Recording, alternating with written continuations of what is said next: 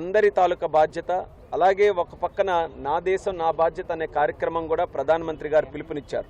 West Asia crisis యుద్ధ పరిస్థితుల్లో ప్రపంచంలో కొన్ని ప్రాంతాల్లో యుద్ధం ఉండడం వల్ల దాని ప్రభావం ఈరోజు ఇంధనం మీద ఫ్యూయల్ మీద ఏ రకంగా పడుతుందో మనం ప్రతిరోజు కూడా అబ్జర్వ్ చేస్తున్నాం.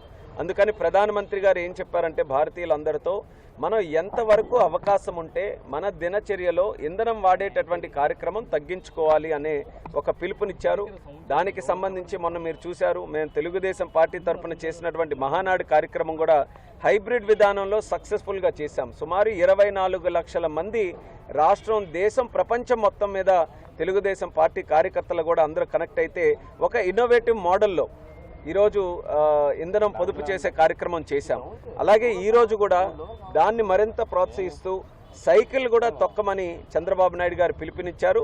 కేవలం తొక్కమని చెప్పడమే కాదు, ఆయన కూడా విశాఖపట్నంలో ఎయిర్పోర్ట్ నుంచి ఆంధ్ర యూనివర్సిటీ వరకు ప్రత్యేకంగా ఈరోజు సైకిల్ తొక్కే కార్యక్రమం కూడా చేస్తున్నారు.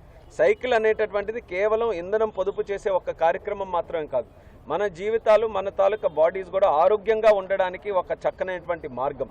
అందుకనే సైకిల్ను కూడా ప్రోత్సహించి సైకిల్ తొక్కడం కూడా ప్రతిరోజు మనం కొంచెం అలవాటు చేసుకొని ఎంతవరకు అవకాశం ఉంటే, అలాగని ఎండల్లోనే కేవలం సైకిల్లో తిరగాలని కాదు, మనం ఉన్న పరిస్థితుల్ని బ్యారీ చేసుకొని ఎంతవరకు మనం అవకాశం ఉంటే ఇంధనం పొదుపు చర్యలు తీసుకోవాలి.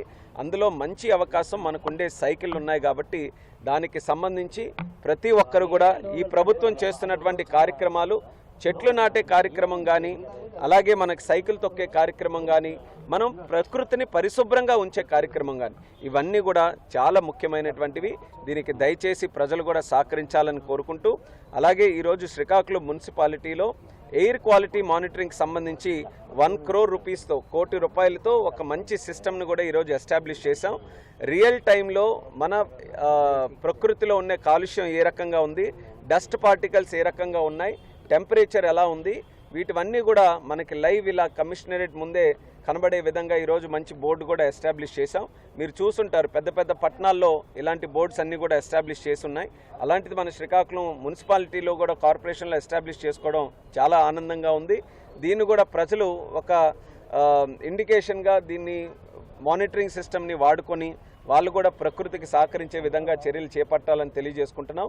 పెద్ద పెద్ద పట్టణాల్లోనే కాలుష్యం కాదు, ఈరోజు చిన్న నగరాలు కూడా కాలుష్యం ఎంతో కొంత ఇంపాక్ట్ చేస్తుంది. మన నదుల్లో కానీ, దానికి అలాగే కన్స్ట్రక్షన్ ఎక్కడెక్కడ జరుగుతుందో డస్ట్ పార్టికల్స్ ఎక్కువగా ఉండడం, స్మోక్ వల్ల కూడా అదనంగా పొల్యూషన్ రావడం, ఇవన్నీ కూడా మనం Tier 2, Tier 3 సిటీస్లో కూడా అబ్జర్వ్ చేస్తున్నాం. కాబట్టి